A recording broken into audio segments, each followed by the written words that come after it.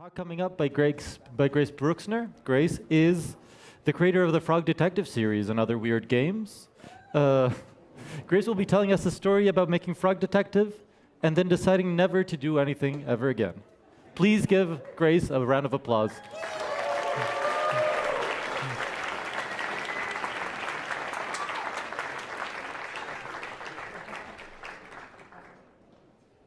Hello. Hi, everybody. Thanks for coming to my talk.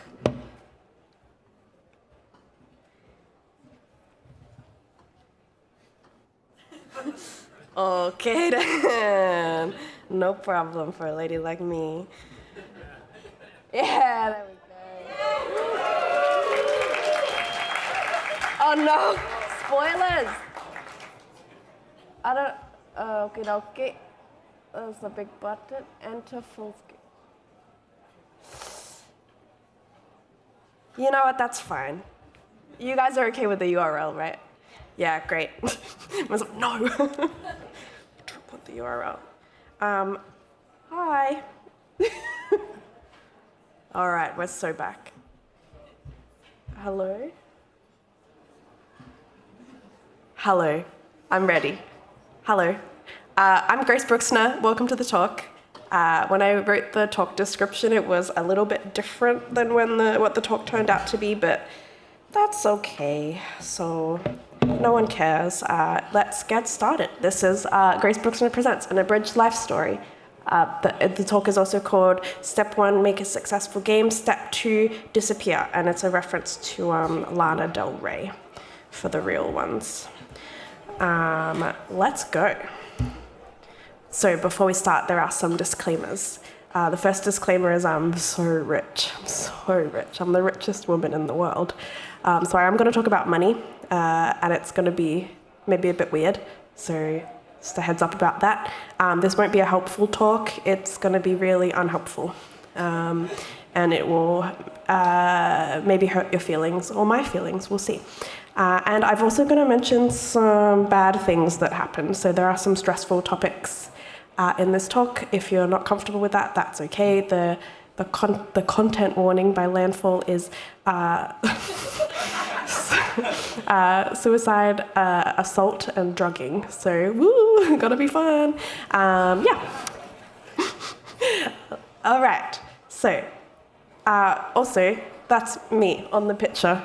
There's a few of them of me. That's all me, actually. I thought maybe to describe myself, I would just show like some personality quizzes. So if you want to just get an idea of like kind of who I am as a person, you could like read those and kind of know, like sort of get that in your head. I am Australian, if you can tell. I lived in Melbourne for 8 years, and I've just moved sort of to Stockholm, where I do nothing there. And I'm a little bit off-putting. So if you've ever met me and you're like, damn, I don't like her, hopefully this gives you some context. And I apologize. Okay, let's begin the story. It starts with this game I made called Frog Detective. When I was 21 years old, I came up with a brilliant idea. There wasn't that many frogs in games, and I was really sick of it. So I decided to make this game, and some would say that there's too many frogs in games now, but that is not my problem. This was 2018, so get over it. I was in my last year at uni. I went to RMIT, and I teamed up with my partner at the time, spoilers, to make my first commercial game, which I didn't know at that moment is kind of unusual for a commercial game. I thought it was the most commercial game to ever exist, but apparently not. Everything I'd made before then was like super weird and experimental, and so it made sense to me. Nevertheless, but I treated it as though it was going to be a product, and I worked on marketing and trying to do everything properly. And at the end of 2018, I was ready to release my masterpiece. Yay!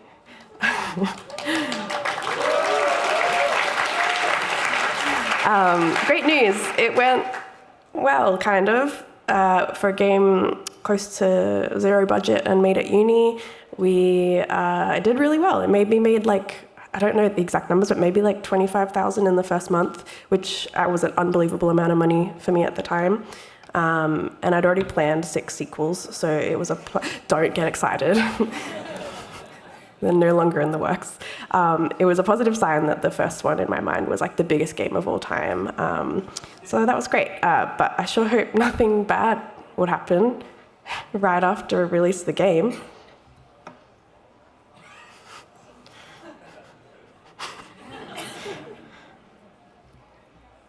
Aww.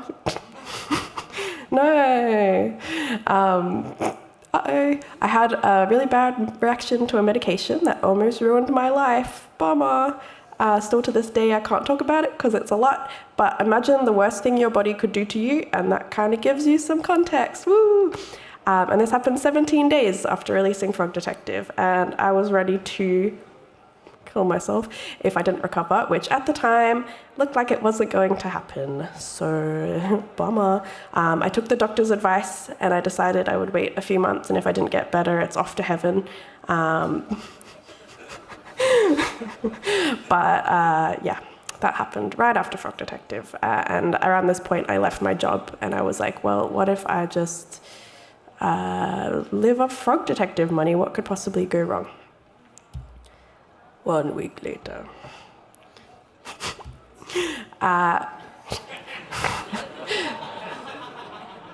A week later, I was marginally better, and I wanted to distract myself from the call of death, so I decided to put myself entirely into my work. I also thought if I had a dog that depended on me, I probably wouldn't kill myself. So me and Tom adopted Noddy the greyhound. Woo, shout out to Noddy. Not a great idea to deal with your mental health by adopting a creature or going straight back into work and becoming a girl boss, but I did it. And as I said, this talk is not going to be helpful. It has no advice for you. So I thought maybe if I became really rich, it would be worth it. But I had a problem, and that was that the game wasn't a mega success, despite my belief that it was a Fortnite competitor. So I knew that I had to promote the hell out of this game as though it was the best game ever made and everyone except for you had played it. And I did that. We got a grant from Vic Screen, which is an Australian government games funding program, and I went to the USA for GDC. It's a conference for like game developers. That's a little joke. Yeah. We were nominated for an IGF, so we felt pretty cool, pretty fancy. We did some meetings, and eventually we struck up a deal with the lovely folks at Superhot, and they funded us for Frog Detective 2 and 3. I spent the rest of the year traveling and promoting both games and running from my problems, and I decided that it would work. Do trust me, it'll work. Do trust me. Woo! Guess what? It worked. By the time Frog Detective 2 was released, we had a healthy amount of players, and the release of the second game did quite well. It really felt like the time I had spent hyping up the game was worth it, and still to this day, I don't think the game would be as successful if I didn't travel so much that year. So that was good, I guess. So, Frog Detective 2. Woo! I don't remember the numbers, but it was probably enough money for 2 people to live in a 2-bedroom apartment that we made with Frog Detective 2, and we could develop the third game with the money that we had from Superhot. And I decided at this time that I should take some time off from travel, because at this point I knew I was getting burnt out, but my health issues were better, and I was like, okay, let's heal for a little bit. And all I had was this little bit of trauma in my head, but life seemed pretty good. I sure hope nothing bad happens.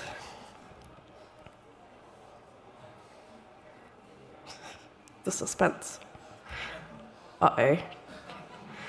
As we remember, the year 2020 wasn't very good. I don't really need to go into details. I suspect we might remember that. But productivity was at an all-time low. Depression was at an all-time high, except for the time that I wanted to kill myself. And I couldn't even give myself the space to take time off because the world was so stressful. And I was in this limbo of like not working, but also feeling guilty about that, and it sucked. So the years 2020 and 2021, I had shockingly a crisis. It seemed like even though things were going well in my career objectively, I was very, very sad, and I had been for a very long time. And once I realized this, it made sense as to why I found making the game so difficult. I didn't know how to make something joyous anymore. I didn't have any joy left to put into the game.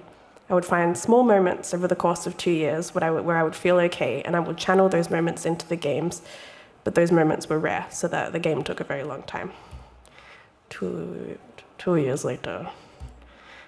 Well, the pandemic is almost over. Lockdowns have eased in Victoria, and things are starting to look a little bit like solar power by Lord.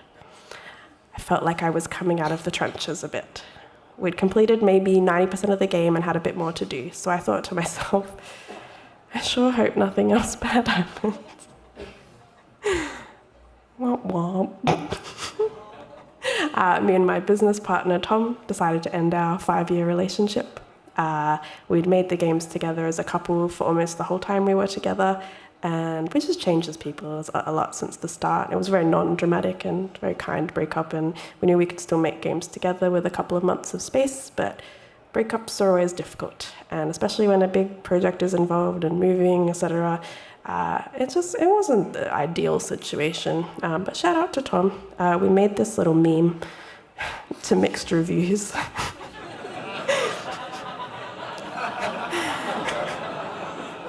That is how we announced it to our friends.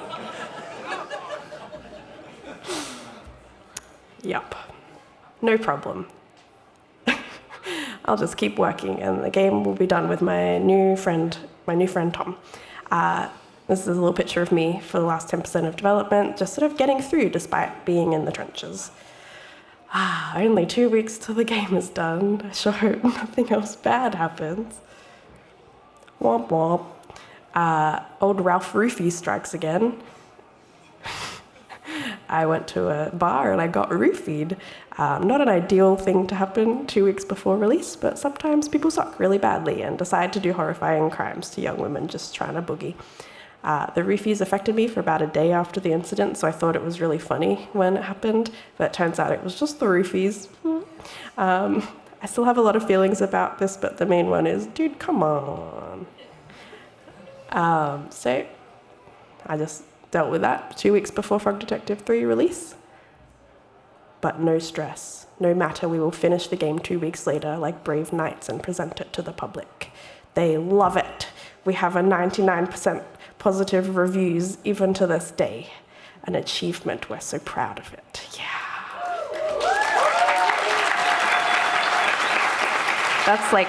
That's you guys.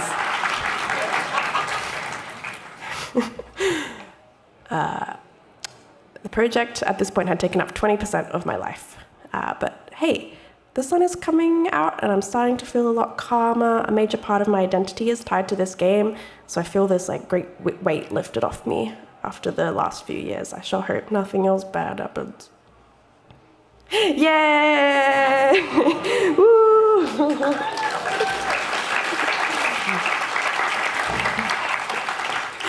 It's fine. Everything's fine. Things start to feel good, and I can take time to heal and recover and become a person again. So now we're going to talk about money. So these are just some pictures that kind of sum up my life.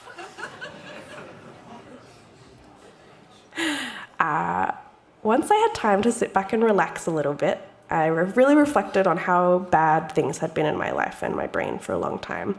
Not even just during Frog Detective development, but before then. And it made me really sad and mourn for the person I was. I felt really, really sad for her.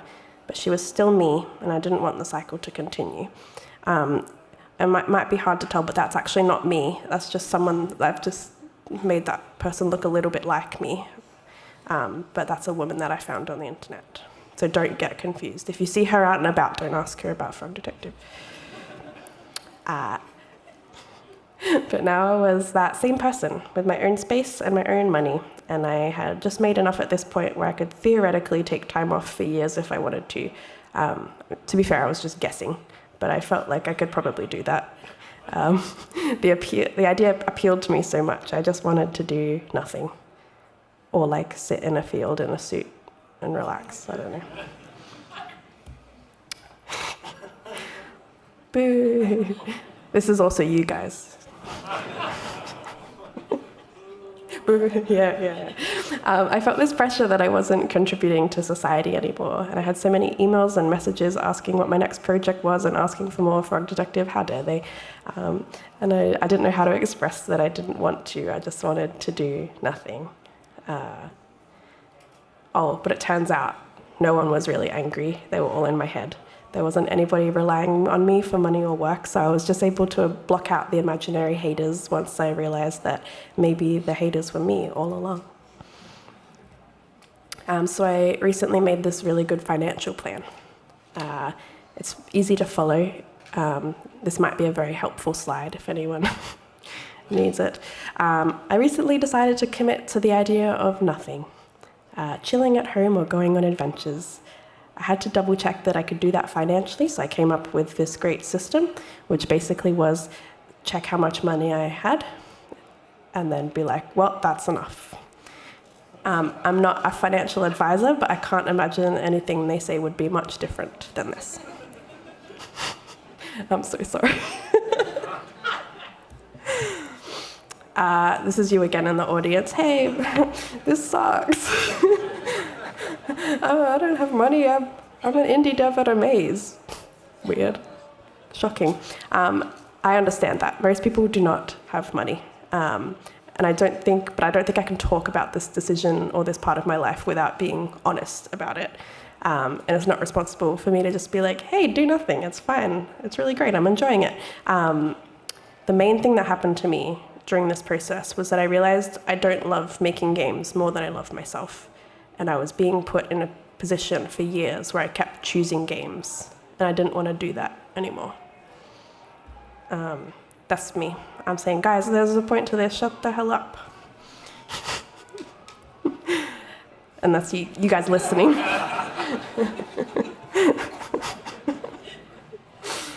Okay, are you ready for the point of this talk?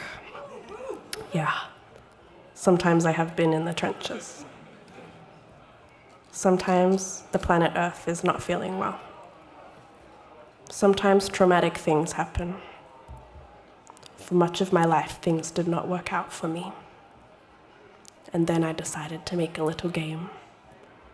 And when things got better, I decided I owe it to the old version of myself to enjoy the life I've been given properly, because it is so rare to be in this position. It's not helpful or inspiring, but it is what happened.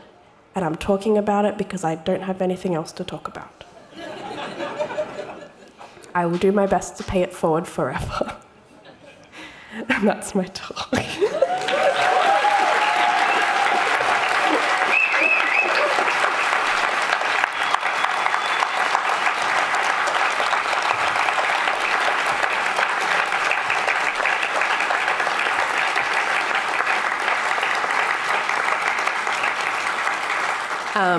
I think we have a little bit of time for questions if anyone has them. Yeah, I mean, I don't know. Enough said, but if anybody has questions. Or would like to complain also, that's fine. I'm looking for hands. We're here, there's one over there. Anyone else? Over there? Anybody else? It would be great. Yes, one more. Okay. All right. Is there anyone who... Yeah, okay. Over there, fine. No comments, please. Just questions. That's all we ask. Can I get to you? I don't know if I can. Could you hand this down, please?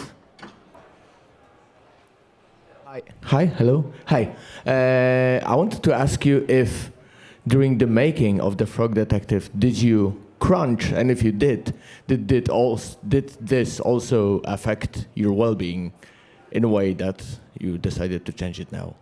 I think we crunched a little bit with Frog Detective 2, but nothing like major. Like it wasn't like weeks of like hard work or anything. I think we were pretty, like our work schedule was pretty decent. I don't think that was a really an issue for us. And crunch is bad. Who else had a question? I saw some more hands over there. Yeah. Hey. Thank you for your talk. What is your favorite thing to do now that you have a lot of money?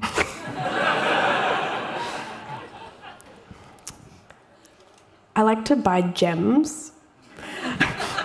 I know that sounds like something that a fake rich person would say, but I love to just buy fancy gems. Yeah.